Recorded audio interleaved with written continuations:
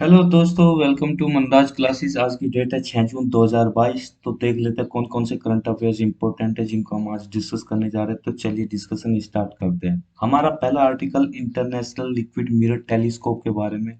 देखिए, इसको स्टैब्लिश किया जा रहा है नैनीताल में, जो कि डिस्ट्रिक्ट है उत्तराखंड का। वहाँ पे इसको स्टैब्लिश किया जा रहा है। एक ऑब्जर्वेटरी है जिसका नाम है देवस्थल ऑब्जर्वेटरी कैंपस।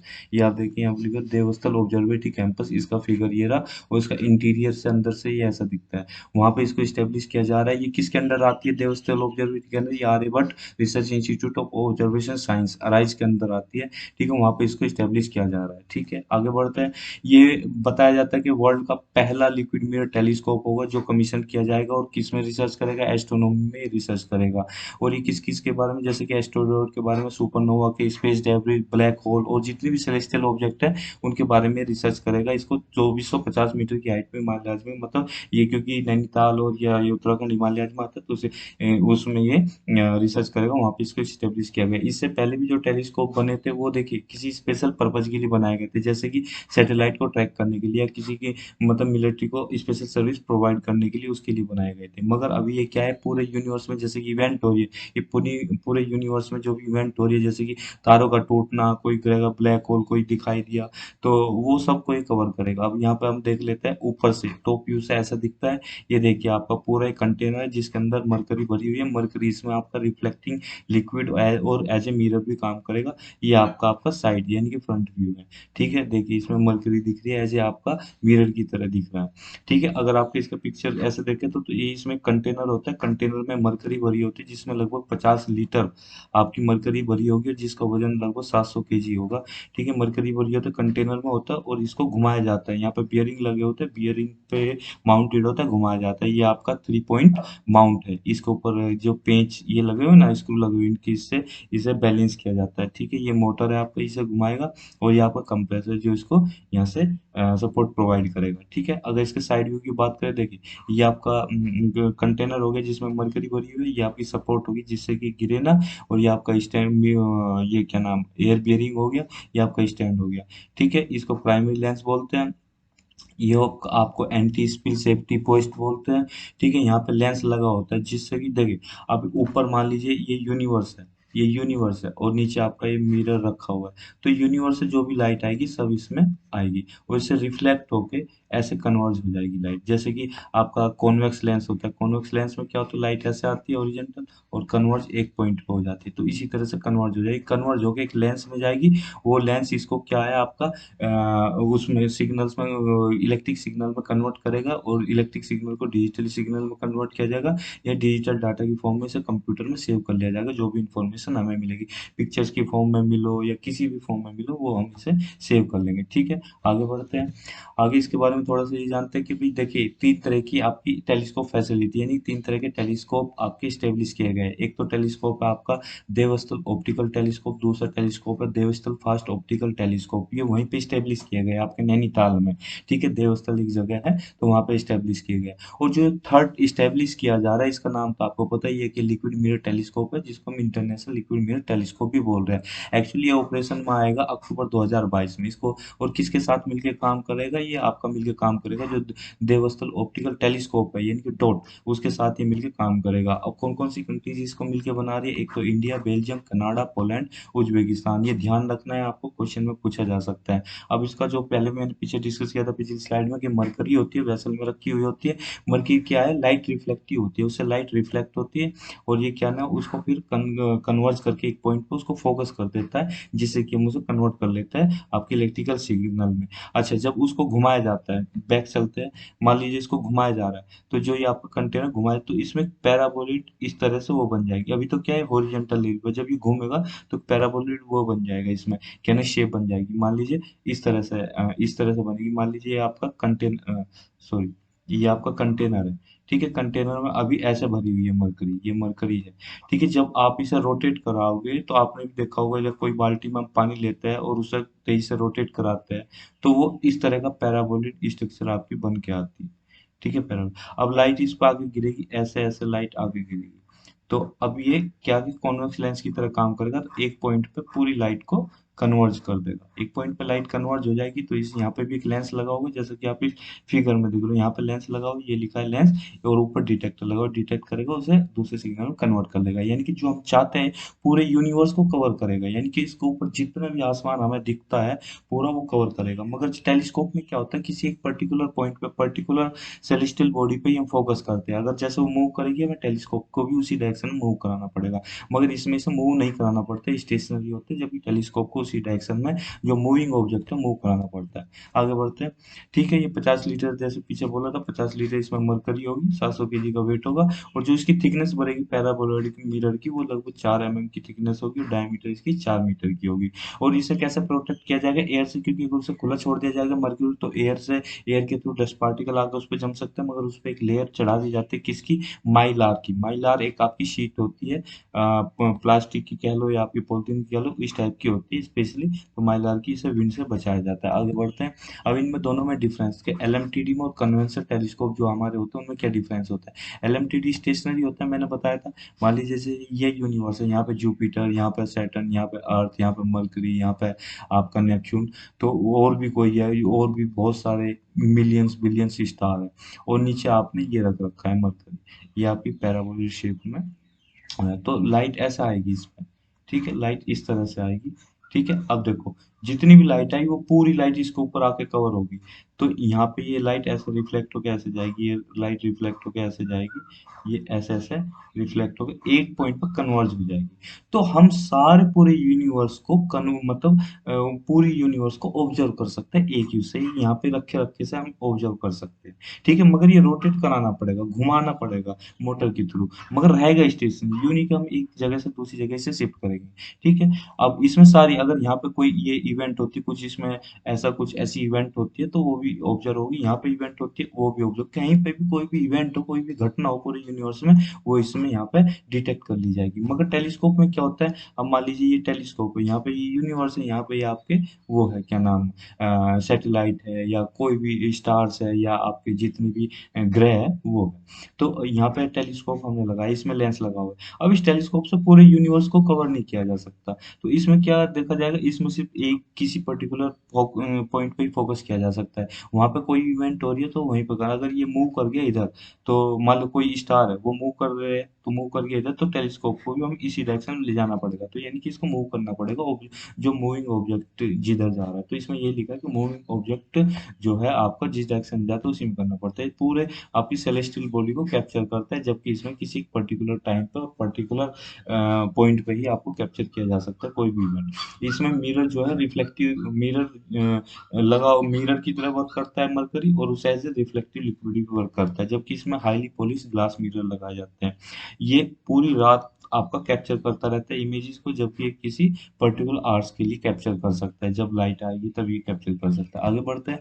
अब इसका सिग्निफिकेंस क्या देखो, सिग्निफिकेंस तो यही है कि पहले तो क्या होता है, जो सैटेलाइट थी वो पूरे यूनिवर्स को, सॉरी सैटेलाइट नहीं, आपके टेलीस्कोप थे, पूरे यूनिवर्स को कवर नहीं करते थे, पूरे स्काई को कवर नहीं करते थे, मगर यहाँ पर पूरे स्काई को कवर किया जा रहा है। तो हम कोई भी कहीं भी इवेंट होगी वो हमारी रिकॉर्ड हो जाएगी। ठीक है, तो इससे जो डाटा क्रिएट होगा एक ही रात में 10 से 15 GB डाटा क्रिएट होगा। इतना ज़्यादा डाटा को आपको प्रोसेस करने के लिए, स्कैन करने के लिए और एनालाइज करने के लिए बड़े बड़े सुपर कंप्यूटर चाहिए, और बड़ी बड़ी टेक्नोलॉजी चाहिए। जो आज की लेटेस्ट टेक्नोलॉजी वो ये आर्टिफिशियल इंटेलिजेंस, मशीन लर्निंग और बिग डाटा एनालिटिक्स। इनकी मदद से हम क्या करेंगे, इस डाटा को एनालाइज करेंगे और पता लगाएंगे इवेंट कैसे हुई है, कैसे इसका ओरिजिन हुआ है, और इसका क्या इफेक्ट पड़ेगा। ठीक है, और ये किस तरह से डेवलप हो रही है। ठीक है, बड़े बड़े जो साइंटिस्ट है वो इसको डाटा को यूज करेंगे, जो इनका इंफ्रारेड स्पेक्ट्रोग्राफ होगा उनको यूज करेंगे इस टेक्नोलॉजी से। आगे बढ़ते हैं, अगला आर्टिकल हमारा श्रेष्ठ स्कीम के बारे में। श्रेष्ठ स्कीम क्या है कि देखिए, श्रेष्ठ स्कीम की पहले तो फुल फॉर्म जान लेते हैं। इसकी फुल फॉर्म है scheme for residential education for student in high school in targeted areas. अब यहाँ पर दो तीन कीवर्ड है, एक तो टारगेटेड एरिया, एक रेजिडेंशियल स्कूल, और रेजिडेंशियल एजुकेशन एजुकेशन, और फिर हाई स्कूल।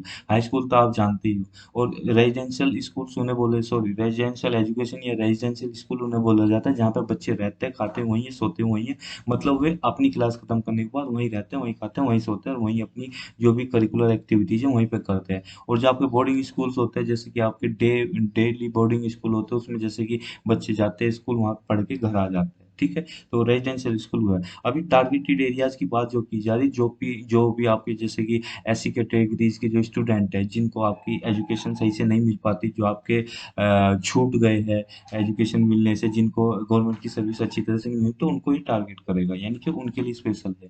ठीक है, किसके अंडर आते हैं? Ministry of social justice environment के अंडर ये आती है, यानी कि उसने इसे लॉन्च किया है। सिक्स स्कीम के बारे में जो अभी मैंने बताया, इसका गोल क्या है कि क्वालिटी एजुकेशन प्रोवाइड करेगा, उन्हें अपॉर्चुनिटी मिलेगा वो एससी कैटेगरी के स्टूडेंट को। अभी इस स्कीम के बारे में थोड़ा सा और जानते हैं। तो इसका बेसिक मोटिव यही है कि जो सोशियो इकोनॉमिक स्टेटस है उसको अपलिफ्ट करना है एससी कैटेगरीज के स्टूडेंट का। तो उनकी जो क्वालिटी है एजुकेशन की उसको इम्प्रूव करना है, उनके बच्चों को जो प्राइवेट रेजिडेंशियल स्कूल्स है जिन वो पढ़ रहे हैं तो उनमें इसको इस स्कीम का लाभ पहुंचाना है। ठीक है।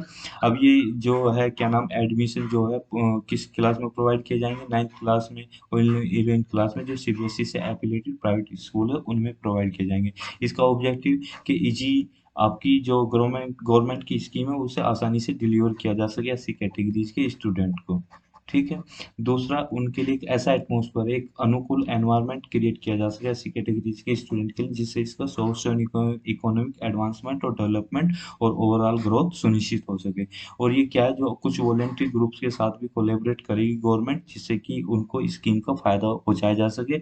और जो एक गैप क्रिएट हो जाता है कि आपकी गवर्नमेंट ने तो स्कीम चला दी, मगर जो आपकी जिन तक स्कीम टारगेटेड जो ग्रुप है, टारगेटेड एरिया जो वहां तक नहीं पहुंच पाती, तो उस बीच का जो गैप हो जाता है उसको फिल करने के लिए वॉलेंट्री ग्रुप्स का भी सहायता ली जाएगी, जिससे कि उनको वो एजुकेशन सेक्टर में फायदा पहुंचाया जा सके। ठीक है, आगे बढ़ते हैं।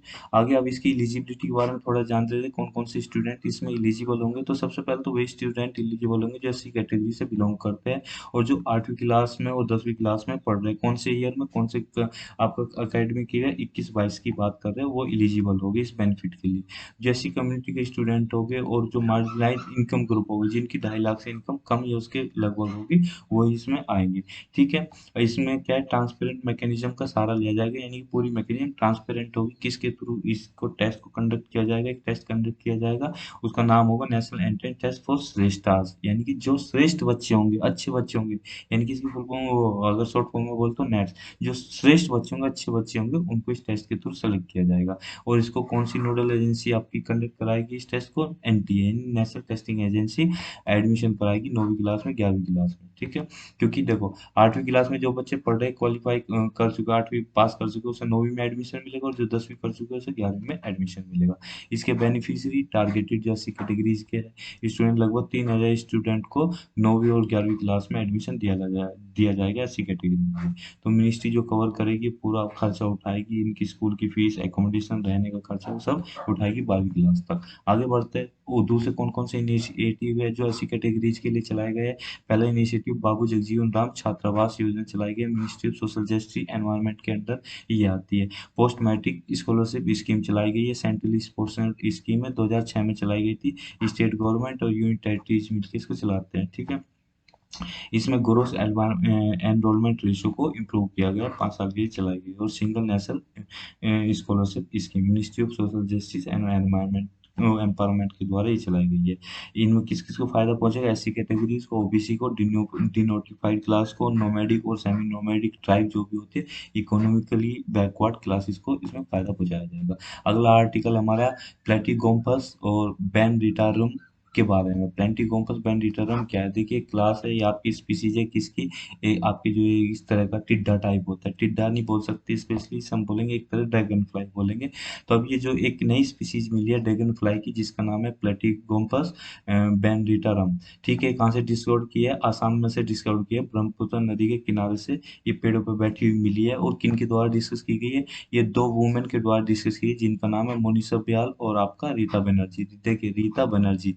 तो बैन, ये यहाँ पे देखो, बैन और रीता, यानी कि रीता। ठीक है, ये आप देख रहे होंगे, रीता। ठीक है, बैन, तो इनके नाम पे इसको सम्मान देने के लिए इसका नाम बैन रीटारम रखा गया है। ठीक है, आगे बढ़ते हैं। ये रिनाउंड पर्सनैलिटी है असम की। ठीक है, क्योंकि बैन रीटा जो है उन्होंने रीटा को स्टेब्लिश किया है, और मोनिशा बेल ने वो आपके नॉर्थ ईस्ट नेटवर्क को स्टेब्लिश किया। अब जो है आप ड्रैगन फ्लाई, इसके बारे में थोड़ा सा डिस्कस कर लेते हैं। ये एरियल प्रेडेटर इंसेक्ट है। एरियल प्रेडेटर इंसेक्ट जो हवा में उड़ते प्रेडेटर, जो मक्खी मच्छरों पर जिंदा रहते हैं, यानी कि दूसरे छोटे जानवरों को भी खाते हैं, छोटी इंसेक्ट को खाते हैं। ठीक है। ये ये क्या फ्रेश वाटर में इनकी हैबिटेट देखने को मिलती है पूरे वर्ल्ड में, ठीक है। ये इनके अंदर डिस्टिंक्ट कलर होता है, ये इसलिए ब्यूटीफुल दिखता है, अपने डिस्टिंक्ट कलर की वजह से ब्यूटीफुल दिखते हैं। और ये आपके क्या है, इकोलॉजी को भी यानी कि बहुत फ़ायदा पहुँचाते हैं, क्योंकि इन्हें बायो इंडिकेटर्स भी इन्हें बोला जाता है, क्योंकि ये अगर इनका आपकी जनसंख्या कम हो रही है यानी कि आपका इकोलॉजी पे नुकसान पहुँच रहा है, ठीक है। हैबिटेट की बात करें, जनरली ट्रॉपिक्स और रेन फॉरेस्ट रीजन्स में ही मिलते हैं। इनका सिग्निफिकेंस क्या है, ये कि बहुत बड़े बायो इंडिकेटर है, कि जिससे कि इकोलॉजी को हेल्थ पे बताते हैं। जिस एरिया में रहता है अगर इनकी वहाँ पे जनसंख्या कम हो रही है, इसका मतलब वहाँ की इकोलॉजी आपकी डिग्रेड हो रही है, ठीक है। अभी किस पे जिंदा रहते हैं, मच्छरों पे और दूसरे इंसेक्ट पे, इन पे जिंदा रहते हैं। तो इनकी वजह से क्या होता है, अगर मान लो इनकी बीमारी हो जाए तो आप ये मलेरिया डेंगू जैसी बीमारी भी फैला सकता है। अब इनकी थ्रेट की बात करेंगे, क्या थ्रेट है, तो इनका जो हैबिटेट है वो लगातार डिस्ट्रक्ट होता जा रहा है, इस वजह से इनकी जनसंख्या कम होती जा रही है।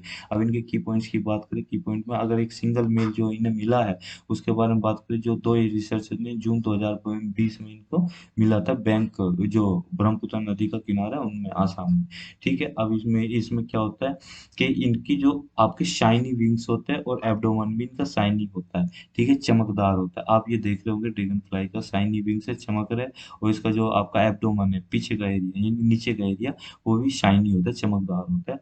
तो ये एक तरह से अट्रैक्टिव लगता है, ठीक है। तो एक ये टर्किश ब्लू आइज, यानी कि जो आपकी ग्रीनिश ब्लू बोल सकते हैं, टर्किश का मतलब ग्रीनिश ब्लू, यानी कि ब्लू आइज आपकी इनकी होती है, और डार्क ब्राउन इनका फेस होता है, उनके जो आपका दोनों साइड पे हेयर्स होते हैं, ठीक है। ये बड़े ट्रीज पे आपका क्या करते हैं, रिसाइड करते रहते हैं।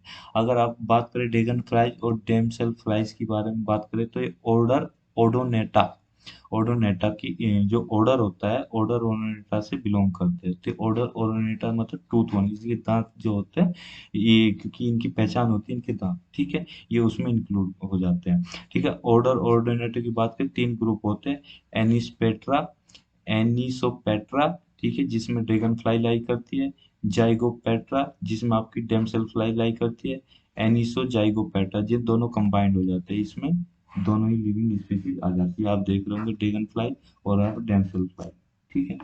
आगे बढ़ते हैं। अगला आर्टिकल हमारा D2M टेक्नोलॉजी के बारे में। देखिए बहुत अच्छी टेक्नोलॉजी इजाद हुई है, ठीक है। इसमें क्या है, देखो अभी यहाँ पे दो तीन चीजें समझने की जरूरत है। अभी क्या मोबाइल पे आप देखते होंगे, मोबाइल पे आप रिकॉर्डेड वीडियो देखते हो, कोई भी लाइव चीज नहीं देख सकते मोबाइल पे, कोई एक आधी चीज को छोड़कर लाइव चीज नहीं देख सकते। जैसे आपके न्यूज चैनल है उन्हें लाइव नहीं देख सकते, जैसे आपके टेलीविजन पे जो भी प्रोग्राम आते हैं उन्हें लाइव नहीं देख सकते। अगर मान लीजिए शाम को 8:30 बजे सब टीवी पे तारक मेहता का उल्टा चश्मा आता है, तारक मेहता का उल्टा चश्मा आता है, या राज्यसभा टीवी पे आपको या लोकसभा टीवी पे कोई प्रोग्राम देखना है, या आपकी डिबेट देखनी है लोकसभा में, किसी बिल पे क्या डिबेट हो रही है वहाँ पे लाइव चल रहा है, तो वो आप यूट्यूब पे नहीं देख सकते, या आप ऑनलाइन उस चीज़ को क्या नाम देख नहीं पाओगे। तो क्यों नहीं देख पाओगे, क्योंकि वो ब्रॉडकास्टिंग फैसिलिटी उसमें प्रोवाइड नहीं की गई। मोबाइल में तो ये है कि आप, आपका इंटरनेट है तो रिकॉर्डेड वीडियो को आप वैसे जाकर देख सकते हो ऑनलाइन, मगर ये क्या, आप लाइव नहीं देख सकते, किसी भी प्रोसेसिंग को लाइव नहीं देख सकते। ये टेक्नोलॉजी उसी के बारे में, कि इसमें आपका क्या किया गया है, इसमें आपका ये क्या नाम ब्रॉडकास्टिंग को, ठीक है, ब्रॉडकास्टिंग को और ब्रॉडबैंड को कन्वर्ज कर दिया गया है। क्योंकि ब्रॉडबैंड क्या होता है आपका, जो आपका ये क्या नाम, आपका जो स्पेक्ट्रम होता है जो आपका इंटरनेट से कनेक्टेड होता है, कि आप ब्रॉडबैंड करते हो इंटरनेट के कनेक्शन में, इसको इस टर्म को यूज करते हो, कि इतने मेगाहर्ट्ज, इतने स्पेक्ट्रम का ब्रॉडबैंड सरकार ने खरीद दिया या बेच दिया।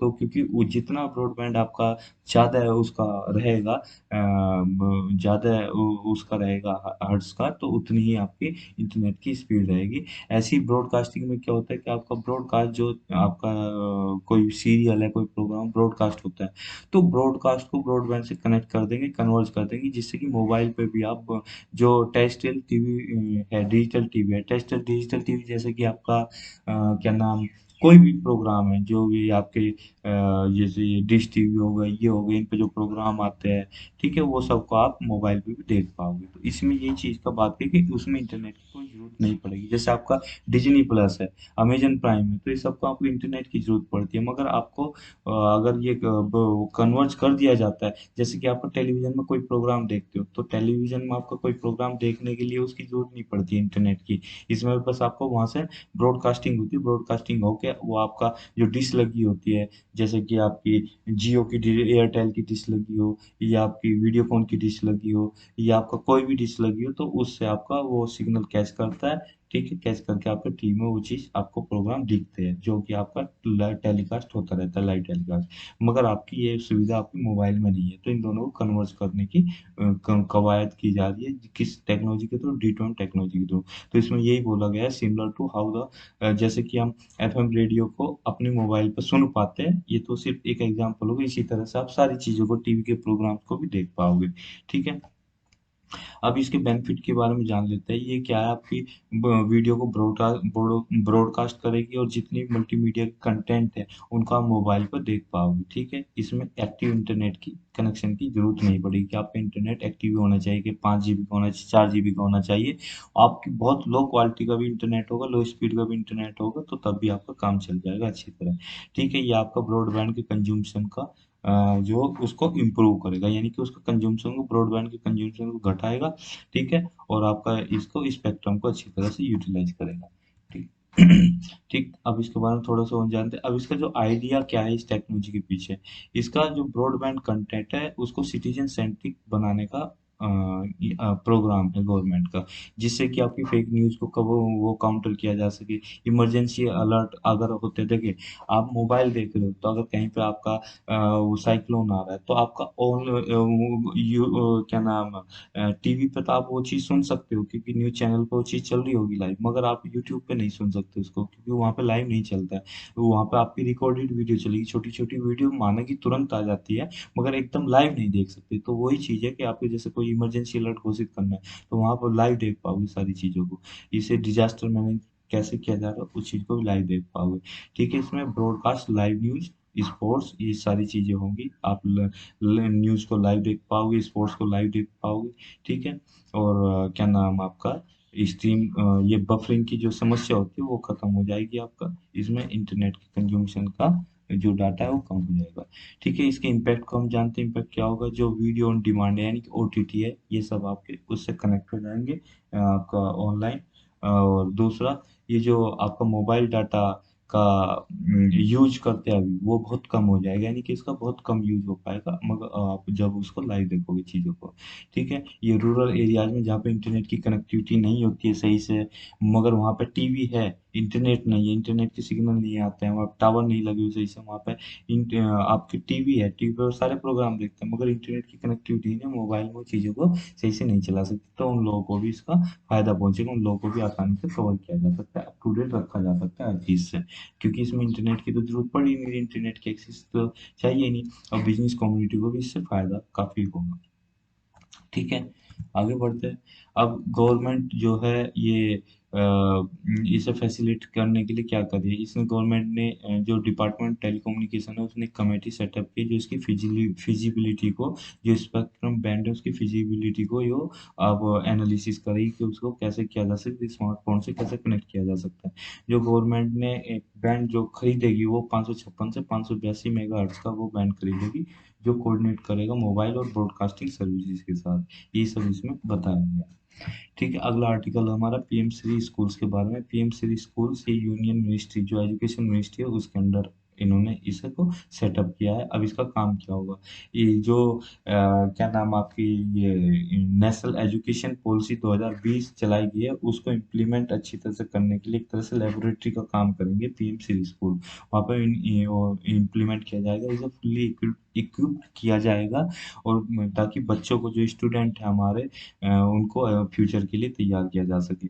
अब जैसे कि आप जानते हो, न्यू एजुकेशन पॉलिसी में क्या इम्बाइब किया गया, 5+3+3+4 का जो फॉर्मूला है, अप्रोच है, वो न्यू एजुकेशन पॉलिसी में एडॉप्ट की गई है। इसमें क्या है, कवर किया है, प्री नर्सरी से सेकेंडरी एजुकेशन तक सब कुछ कवर किया जाएगा, जिसमें टीचर की ट्रेनिंग भी होगी और एडल्ट एजुकेशन को भी बढ़ावा दिया जाएगा। इसमें क्या और कवर किया जाएगा, स्किल पे भी फोकस किया जाएगा, स्किल डेवलप की जाएगी, ठीक है। क्योंकि अभी तक क्या होता था, बच्चों को सिर्फ पढ़ाया जाता था मगर स्किल उनकी स्किल पे ध्यान नहीं दिया जाता था कि भाई उसके इंडस्ट्रियल स्किल हो या आपकी कंपनी के अकॉर्डिंग, कंपनी के लायक उसमें स्किल हो। क्योंकि बच्चे पढ़ लिख के तो निकल जाते थे मगर उसमें उस लेवल की स्किल डेवलप नहीं होती थी जिससे कि कंपनी उन्हें हायर कर सके। तो अब स्किल को भी इंटीग्रेट किया जाएगा, ठीक है। किस चीज़ पे प्रायोरिटी दी गई है, लर्निंग पर, जो मदर टंग लैंग्वेज को मदर टंग में सिखाया जाएगा। ये चीज़ देखने में आई है रिसर्च में कि बच्चों को अगर किसी और लैंग्वेज, उनकी मदर टंग को छोड़ के किसी और लैंग्वेज में एजुकेशन दी जाती है तो उन्हें कम ग्रास्प कर पाते हैं as compare to mother tongue. अगर आपकी मदर टंग में आपको पढ़ाया जाएगा तो आप उसे बहुत जल्दी सीख पाओगे, कनेक्ट कर पाओगे, आसानी से सीख पाओगे। तो इसी न्यू एजुकेशन पॉलिसी जो 2020 है, उसमें इसका जो टाइम स्पैन है राइट टू एजुकेशन को, उसको एजेस को इंक्रीज कर दिया है 3 साल से 18 साल की उम्र में। अब तक तो यही था कि 12 तक उसको कवर करना होता था मगर अभी से 18 तक कवर कर दिया गया। आगे बढ़ते हैं, अब इसके बारे में थोड़ा सा पढ़ लेते हैं। न्यू एजुकेशन पॉलिसी में क्या क्या ये चीज़ें बताई गई है। 5+3+3+4 का स्कूलिंग सिस्टम जो अब एडोप्ट हम कर रहे हैं, उसका क्या मतलब है। इसमें देखिए 4 स्टेज बताई गई। पहली तो आपकी फाउंडेशन स्टेज बताई गई, दूसरी प्रिपरेटरी स्टेज, तीसरी मिडिल स्टेज, चौथी सेकेंडरी स्टेज। इसमें फाउंडेशन स्टेज में 5 साल बिताने होंगे, सेकेंडरी स्टेज प्रिपरेटरी स्टेज में 3 साल, और जो अगली होगी मिडिल स्टेज उसमें भी 3 साल, और जो सॉरी और जो आपकी लास्ट वाली होगी सेकेंडरी स्टेज, उसमें आपका क्या होगा, 4 साल बिताने होंगे। तो ये न्यू एजुकेशन पॉलिसी की में 4 स्टेज रखी गई है। अब इन 4 स्टेजेस में एक ही चीज को बहुत ज्यादा फोकस किया गया है कि कॉग्निटिव डेवलपमेंट जो है बच्चों का होना चाहिए। क्योंकि बच्चे पढ़ लेते हैं मगर उनकी बोधात्मक शक्ति डेवलप नहीं हो पाती, सोचने की, समझने की शक्ति डेवलप नहीं हो पाती, बच्चों को रटा दिया जाता है। तो इसी चीज को एज वाइज ब्रेक डाउन किया गया है। आगे बढ़ते हैं, अब पहला जो आपकी फाउंडेशनल स्टेज जो है उसको हम डिस्कस करते हैं। फाउंडेशन के 3 साल से 8 साल तक के बीच के लिए रहेगी। यानी कि जब बच्चा 3 साल कंप्लीट कर लेगा तो उसे चौथा चौथी, पांचवी, छठी, सातवीं, आठवीं, यानी कि उसके जो 5 साल होंगे तो उसमें करेंगे। तो जो उसमें कौन कौन सी क्लासेस होगी, आंगनवाड़ी, प्री स्कूल, यानी कि, और एक पहली क्लास, दूसरी क्लास, ठीक है। आंगनवाड़ी प्री स्कूल में आपकी जैसे कि आपका होता है उससे पहले होता है ना प्ले, प्ले हो गया आपका, ये सब चीजें स्कूल जो क्लासेस होती है, फिर पहली क्लास, दूसरी क्लास इसमें कवर की जाएगी। इसमें यही फोकस किया जाएगा कि प्री स्कूल में, आंगनवाड़ी में, कि जो प्राइमरी जो क्लास है उनके बच्चों का वो चीज डेवलप की जाए बच्चों में, जिससे कि वो आसानी से चीजों को समझ सके। जैसे कि आपका कलर पैटर्न हो गया, काउंटिंग होगी, ये सारी चीजें उसमें सिखाई जाएगी। प्ले बेस्ड रहेगा, जब प्ले स्कूल टाइप रहता है उसमें एक्टिविटी बेस्ड मेथड यूज किए जाएंगे और उसका लैंग्वेज पे इसमें उनकी लैंग्वेज में उनको सिखाया जाएगा, ना कि उसे इंग्लिश में। दूसरी स्टेज आती है प्रिपरेटरी स्टेज। प्रिपरेटरी स्टेज में 8 से 11 साल की उम्र में इसको कवर किया जाएगा। यानी कि आपका बच्चा 8 साल तक तो कवर हो चुका है, अब 9वीं, 10वीं, 11वीं, तो 3 साल हो गए, 9वीं, 10वीं, 11वीं। तो यानी कि 3 साल से तीसरी क्लास से पांचवी क्लास के बीच में, क्योंकि 2 क्लास तो यहाँ पे कंप्लीट होगी, तो तीसरी, चौथी, पांचवी यहाँ पे कंप्लीट की जाएगी। तो प्रिपरेटरी स्टेज में language development for numeracy skills पे बच्चे फोकस किए जाएंगे। क्योंकि जैसे हम देखते हैं बच्चा 5वीं क्लास का बच्चा पहली, दूसरी क्लास के क्वेश्चन सोल्व नहीं कर पाता है, या 8वीं क्लास का बच्चा 5वीं क्लास का क्वेश्चन सोल्व नहीं कर पाता है, यानी कि उसकी न्यूमरेसी स्किल पे भी बहुत ज्यादा फोकस किया जाएगा, उसके उसी की मदर टंग में उसे समझाया जाएगा, ठीक है। इसमें बोला गया। अगला हमारा आता है जो मिडिल एज आती है। मिडिल एज में 3 साल की होगी ये भी, जिसमें कि 11वीं, 12वीं और 13वीं, 14वीं, सॉरी 11 तो कंप्लीट कर लेगा, 12वीं, 13वीं, 14वीं, यानी 12वीं साल, 13वीं साल, 14वीं साल उसे इसमें मिडिल एज में बितानी होगी। उसमें कौन कौन सी क्लास कवर की जाएगी, क्योंकि क्लास 5 तक तो आपकी दूसरी सेकंड स्टेज में कवर हो गया, तो 5 से 6, 5 से 8 तक इसमें कवर की जाएगी। तो इसमें क्या होगा कि आपका जो रूट लर्निंग है उस मेथड को आपका चेंज किया जाएगा, और कोग्निटिव रिकॉग्निशन पे, कोग्निटिव स्किल्स पे ज़्यादा फोकस किया जाएगा, क्रिटिकल लर्निंग पे ज़्यादा फोकस किया जाएगा। इसमें एक्सपेरिमेंटल लर्निंग जो होगी आपकी साइंस मैथ में, एक्सपेरिमेंट पर भी ज़्यादा फोकस किया जाएगा। जो आपकी लास्ट स्टेज है सेकेंडरी स्टेज, सेकेंडरी स्टेज में यानी कि 14 साल कंप्लीट हो गए उसके, 15, 16, 17, 18, ये 4 साल इसमें आएंगे, यानी 9वीं से 12वीं तक, यानी 18 साल तक वो कवर करेगा 12वीं क्लास, ठीक है। फिर 12वीं क्लास के बाद वो अपनी ग्रेजुएशन कर ले, 3 साल की, 4 साल की 21 साल तो कंप्लीट कर ले। उसके बाद आईएएस बन जाओ आप 21 साल की उम्र में। तो इसमें ये क्या होगा कि आपका मल्टी डिसिप्लिनरी सिस्टम को अडॉप्ट किया जाएगा। मल्टी डिसिप्लिनरी सिस्टम ये होता है कि देखिए 11वीं 12वीं में आपने देखा होगा कि अब आपको कोई बच्चे को साइंस ही लेनी है, मैथ लेना है, आर्ट लेना है, तो यहाँ पे फ्लेक्सिबिलिटी नहीं रहती है कि किसी बच्चे का इंटरेस्ट है आपका म्यूजिक का कोर्स लेने में, उसे म्यूजिक पढ़ने में अच्छा लगता है, वो बेशक उसमें करियर ना बनाए मगर उसका इंटरेस्ट है। मगर ये हाँ हमारा सिस्टम ऐसा है कि उसको मजबूरी में ये दो तीन स्ट्रीम लेनी पड़ती है, तो इसलिए यहाँ पे इस चीज़ की फ्लेक्सिबिलिटी दी जाएगी कि आप वो अपना वॉलेंटरी कोई भी सब्जेक्ट चूज कर सकते हो। तो यहाँ पे आप क्रिटिकल थिंकिंग पे और फ्लेक्सिबिलिटी पे ज़्यादा फोकस किया गया है। ठीक है, ये था आज का हमारा डिस्कशन। आज इस डिस्कशन में इतना ही। Thank you very much for discussion.